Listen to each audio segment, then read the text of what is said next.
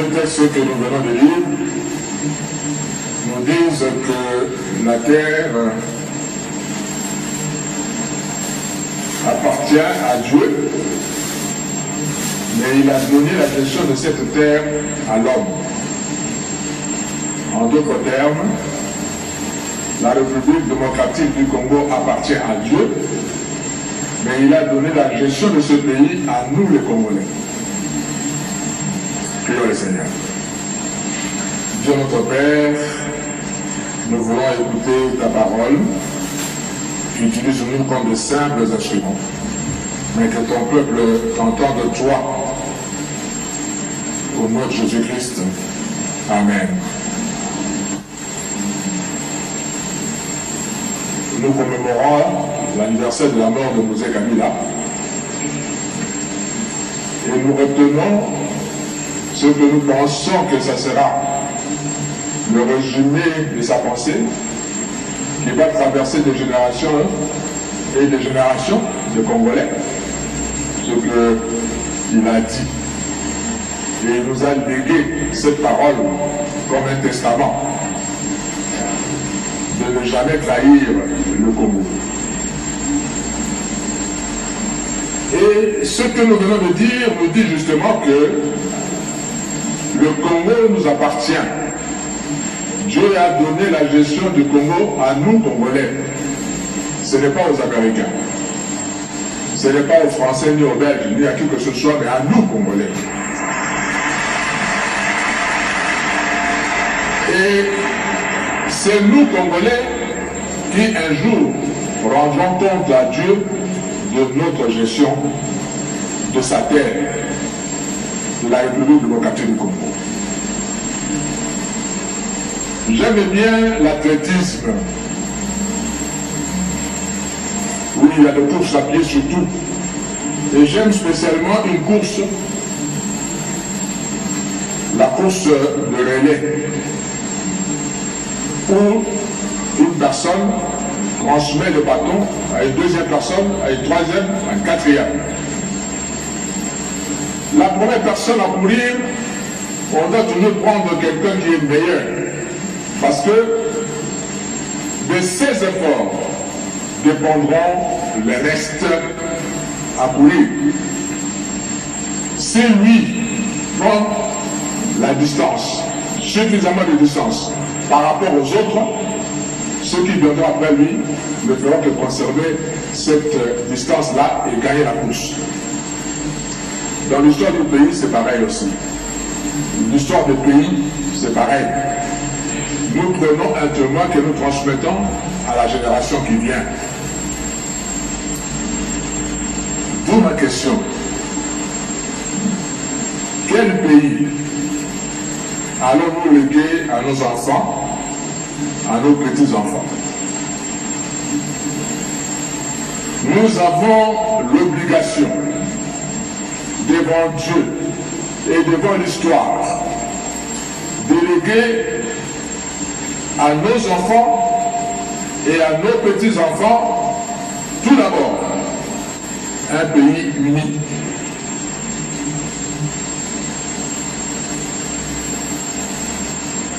Nous n'allons pas léguer à nos enfants un pays divisé. Un pays uni, nous savons que nous avons autant de populations, autant de peuples, autant de langues, autant de cultures, mais c'est ça qui fait la force d'un pays. Quand nous pouvons nous sentir, nous tous, un, c'est ça qui fait la force d'un pays. Nous ne devons pas transmettre un territoire désuni à nos enfants, parce que nous-mêmes, nous avons reçu un territoire uni. Frères et sœurs, ne cédons pas 1 millimètre de notre pays à qui que ce soit. Nous avons cette obligation historique devant Dieu et devant l'histoire. Ce que nous avons reçu de nos pères, nous devons transmettre cela à nos enfants. Nous avons reçu un pays uni, nous transmettrons à nos enfants un pays uni. Nous devons transmettre en deuxième lieu à nos enfants un pays riche. Vous savez, Dieu lui-même ne comprend pas pourquoi nous, le Congolais, nous sommes pauvres. Qu'est-ce qu'il n'a pas donné au Congo? Qu'est-ce qu'il ne nous a pas donné pour que nous soyons considérés parmi les pays pauvres? Quand nous regardons d'autres pays, je ne vais pas citer des noms, ils ne vivent que d'une seule richesse. Il y en a qui ne vivent que du tourisme. Il y en a qui ne vivent que du pétrole. Il y en a qui ne vivent que de la banque.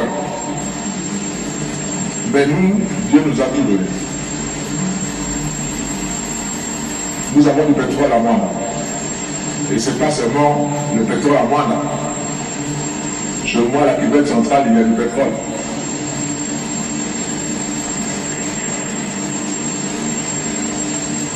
Nous pouvons vivre de ça.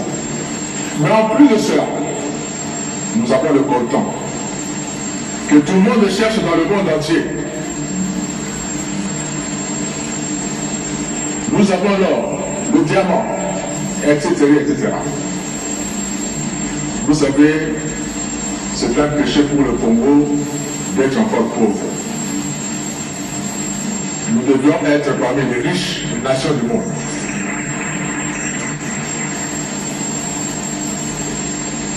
Jésus dit dans Luc chapitre 12, verset 48, on demandera beaucoup à qui l'on a beaucoup donné et on exigera davantage de celui à qui l'on a beaucoup confié. Dieu nous a donné beaucoup et il nous demandera beaucoup également. Nous devons léguer à nos enfants un pays avec une autosuffisance alimentaire. Quand vous prenez l'avion, vous circulez dans notre pays et vous regardez la verdure qu'il y a. Autant d'espace vide où nous pouvons cultiver, élever les bêtes. Et nous ne le faisons pas. Et nous importons la nourriture de l'extérieur. C'est vraiment inadmissible pour le Congo. Je suis parti il y a plusieurs années au Sénégal. C'est là où j'ai vu l'effet de serre. J'entendais parler. Mais c'est au Sénégal que j'ai vécu cela.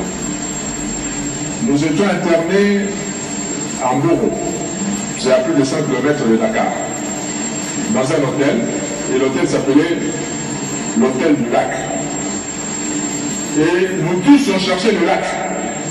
On ne voyait pas le lac. On a posé la question aux Sénégalais eux-mêmes, mais pourquoi vous avez donné à cet hôtel le nom de l'hôtel du lac? On dit, ben, monsieur, vous regardez juste devant la piscine, il y a une crevasse là. Oui. Il y a 10 ans, il y avait de l'eau. On traversait de ce point à l'autre par pirogue. On pêchait des caïmans ici, des poissons ici. Mais tout cela s'est asséché. Je suis parti passer toute une semaine dans un village, à plus de 500 km de Dakar.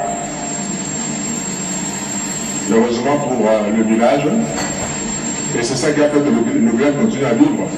Les Français sont venus creuser un puits de plus de 300 mètres pour trouver de l'eau. Et c'est cette eau-là, ce puits-là, qui faisait vivre tout un village.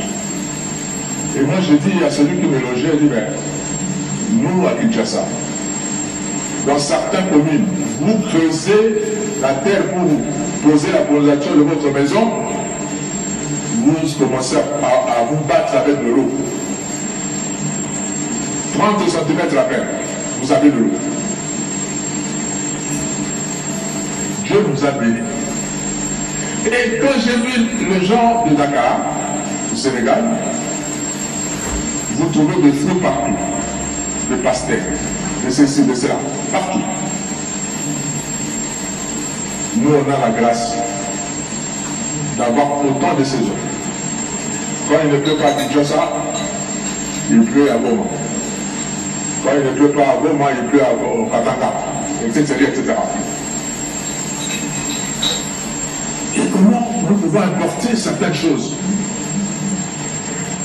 Je reconnais que nous ne sommes pas avancés du point de vue technologique. On peut importer la technologie. Mais de penser le peu de devises que nous avons pour apporter à manger, c'est vraiment inadmissible pour le Congo.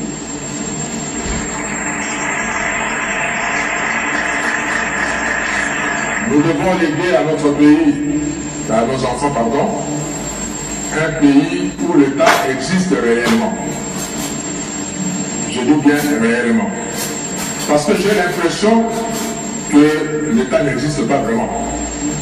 Je vais donner juste un exemple. Nous sommes en République démocratique du Congo, nous conduisons à droite. Et le volant de notre voiture se trouve à gauche. C'est comme en France, c'est comme aux États-Unis, c'est comme en Allemagne. Vous allez chez les Allemands, chez les Anglais, et ils conduisent à gauche et le volant à droite. Dans des pays anglophones, comme l'Afrique du Sud, etc., c'est comme ça. Dans tout ce pays, quand vous allez, là où on conduit à gauche et le volant à droite, toutes les voitures sont comme ça. Vous allez dans d'autres pays où on conduit à droite comme nous et le volant à gauche, toutes les voitures sont comme ça, sauf chez nous. Le volant devait être à gauche. Nous avons importé autant de voitures dont le volant se trouve à gauche et ça entre par nos frontières. Alors que si vous osez faire ça aux États-Unis, on vous dira que c'est non conforme à la législation américaine, ça n'entre pas. Chez nous, ça entre. Et c'est nous, les Congolais, qui connaissons notre loi, qui importons ces voitures, et l'État laisse faire. Ça veut dire que l'État n'existe pas réellement. Il faut renforcer l'autorité de l'État. Nous devons léguer à nos enfants un pays où l'État est réel. Où tout le monde est égal devant la loi. Que vous soyez général, ministre, ou qui que ce soit. Quand vous devez enfreindre la loi de la République, on vous arrête, on vous juge, on vous condamne comme tout citoyen.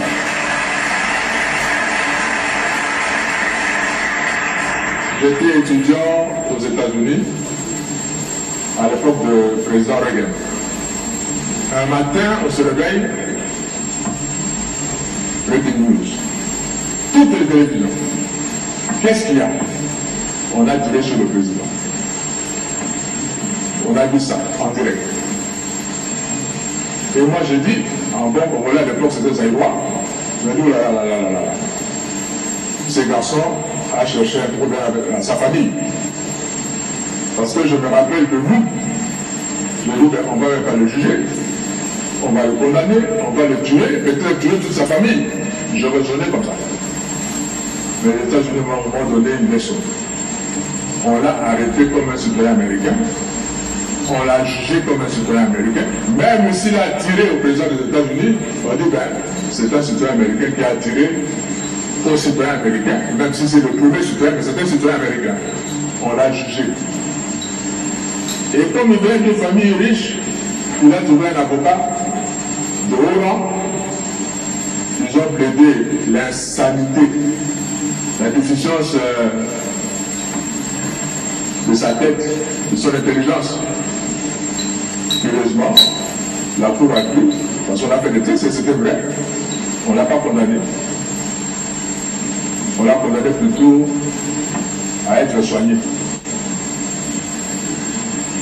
J'étais abasourdi. Un monsieur qui tire sur un président de la République et on lui donne un procès équitable. Et au lieu de le condamner en prison, on le condamne à aller plutôt être soigner. Parce que, et c'est la leçon que j'ai appris là-bas, tout le monde est égal devant la loi. La tendance du Congolais, c'est de dire que la loi est là, mais moi je suis au-dessus de la loi. Parce que je suis. Nous devons léguer à notre pays, à nos enfants, un État responsable, où tout le monde est égal devant la loi. Nous devons léguer à nos enfants un pays où l'on circule librement. Quand je parle de circuler librement, je vois le transport, pas seulement de la ville, mais surtout de routes interprovinciales,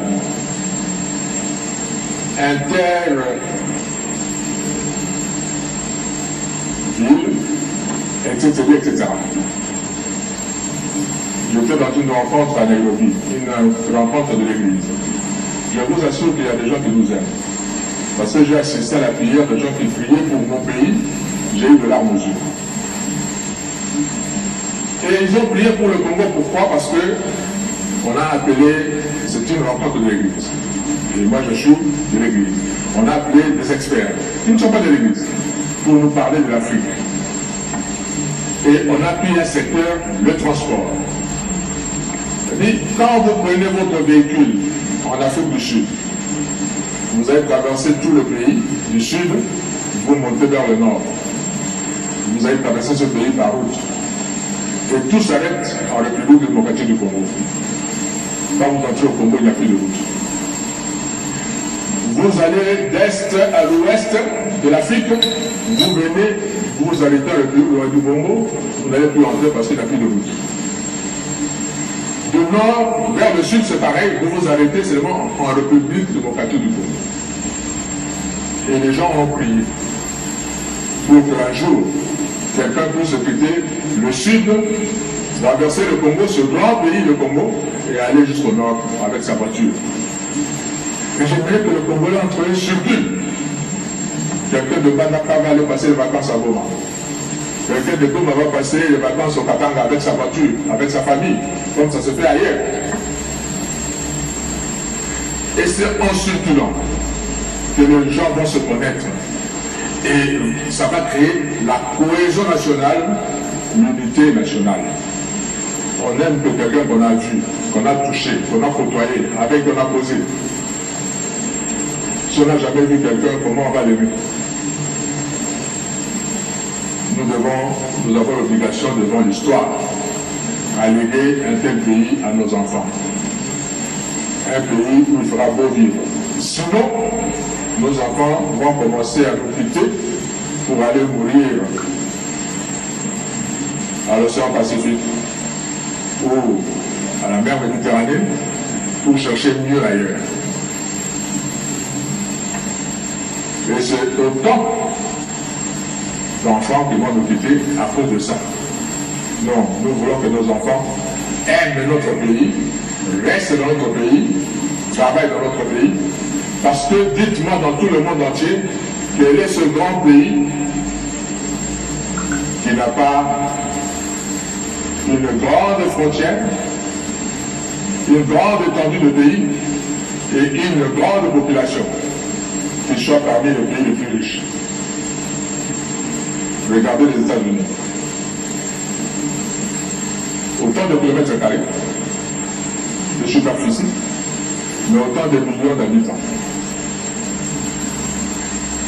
Les États-Unis peuvent développer juste un marché interne. Ils vont vivre avec ça. Parce qu'ils sont nombreux. Il suffirait que Michael Jackson, qui est mort, sorte un disque.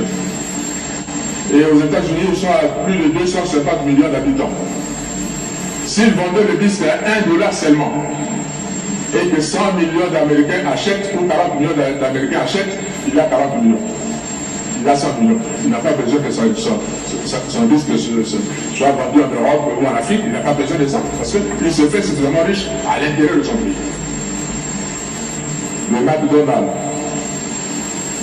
ils ont commencé à être riches chez eux avant de conquérir le monde. Nous devons être grands. Dieu nous a donné la superficie qu'il faut. Et nous devons avoir une population jeune, qui travaille, qui aime le pays et que nous utilisons nous-mêmes ici. Je voudrais m'adresser un peu à nos voisins, parce que nous sommes entourés. Même si le Congo nous appartient, Dieu nous a donné une mission pour l'Afrique. France Fanon avait raison de dire que l'Afrique a une forme de revolver dont la gâchette se trouve au Congo justement. Le jour où le Congo décolle, je vous assure que l'Afrique va décoller également, par effet d'entraînement. Si vous allez aux États-Unis, le pays comme le Mexique, le Canada, on va décoller parce que les États-Unis ont décollé. Et quand le Congo va décoller, les autres vont suivre.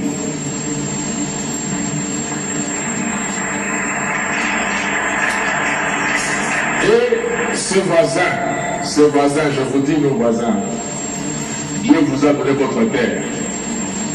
N'enviez pas la nôtre.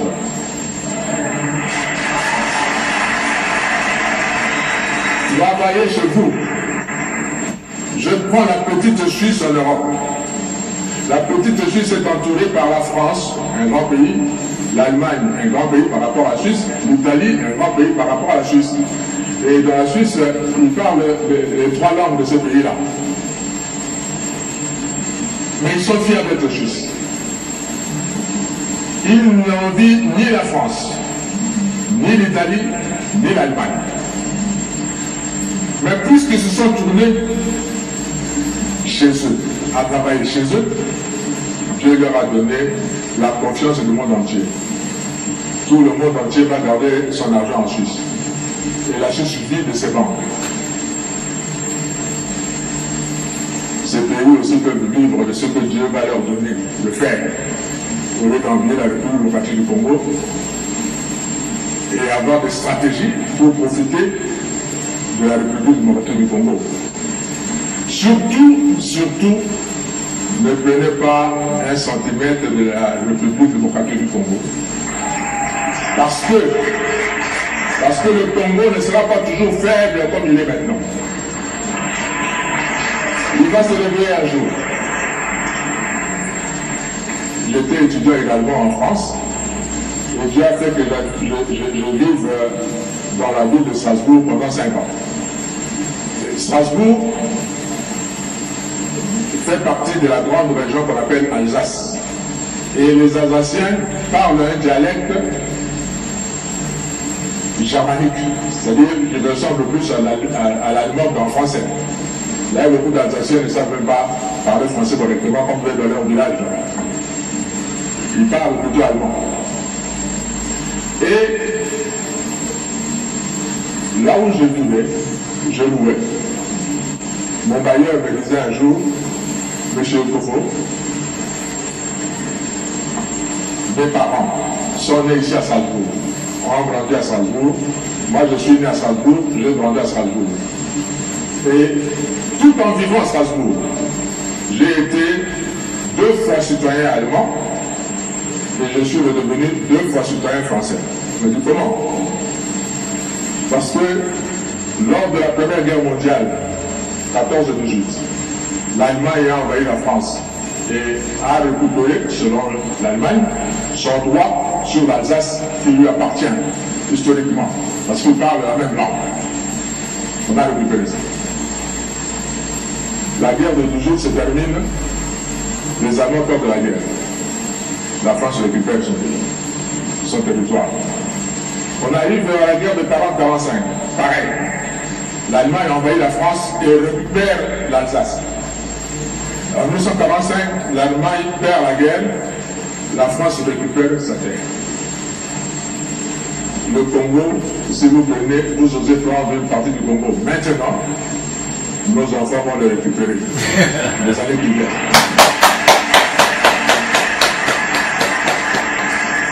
Alors, soyons plutôt de bons voisins et ne mettez pas de conflit entre nous. S'il vous plaît, nos voisins. Je voudrais m'adresser aux pays riches. Je suis content que les ambassadeurs sont nombreux. S'il vous plaît, soyez nos porte-parole auprès de vos pays respectifs. Vous avez la technologie. Nous n'avons pas la technologie. Vous êtes riches. Nous sommes pauvres. Aidez-nous à développer notre pays. Vous en tirerez toujours le dividende. Si par exemple, vous aidez le Congolais à avoir de belles routes partout, et que le Congolais vive bien, combien de voitures seront achetées chez vous? Parce que nous n'avons pas la technologie de fabriquer des voitures. Combien de voitures seront achetées chez vous? Si vous permettez que l'électricité arrive dans nos villages, et que le villageois congolais a suffisamment de moyens pour acheter juste un poste téléviseur, combien de postes téléviseurs vous vendrez au Congo? Je sais que les industries qui fabriquent les armes profitent de quand il y a la guerre pour écouler leurs marchandises. Mais quand il y a la paix également, vous allez toujours vendre vos marchandises. Parce que tout le monde sait, celui qui veut la paix prépare la guerre. Même en période de paix, les armées vont toujours acheter de quoi se défendre auprès de vous. Si le Congo est riche et nous avons un vaste pays, combien d'avions on achètera chez vous parce qu'on n'en fabrique pas chez nous? Si vous nous aidez à avoir des chemins de fer, combien de locomotives vous vendrez? Aidez-nous. Le monde est devenu un petit monde planétaire. Il suffirait qu'on touche quelque part, c'est connu dans tout le monde entier, et le résultat, où le problème se fait sentir partout. Aidez le Congo. Quelqu'un qui est malade et vous l'aidez, quand il sera en bonne santé, il ne vous oubliera pas.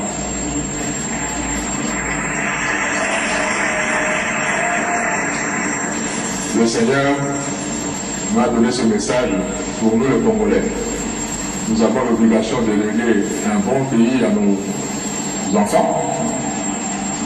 Et nous avons demandé aussi à nos frères et sœurs qui partagent avec nous ce continent afrique d'être de bons voisins.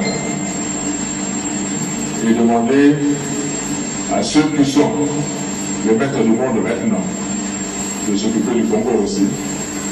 Parce que, qui sait, l'histoire nous montre que les guilles tournent. Dans l'histoire, il y avait des pays, comme l'Égypte, qui étaient de grandes nations à l'époque, qui ont dominé le monde à l'époque, et puis nous sommes partis en Europe. On a eu la Grèce, on a eu Rome, et à un moment, les Français ont dominé, les Espagnols l'ont fait, les Britanniques également. Maintenant nous avons les États-Unis, ça a quitté l'Europe, ça va vers l'Amérique. Tout ne voulons pas que dans le prochain centenaire, ça sera l'Afrique. Et l'histoire, je vous assure, ne s'oublie pas. On se rappellera toujours de ceux qui nous ont aidés et ceux qui ne nous ont pas aidés. Que Dieu nous bénisse. Bénisse la République démocratique du Congo.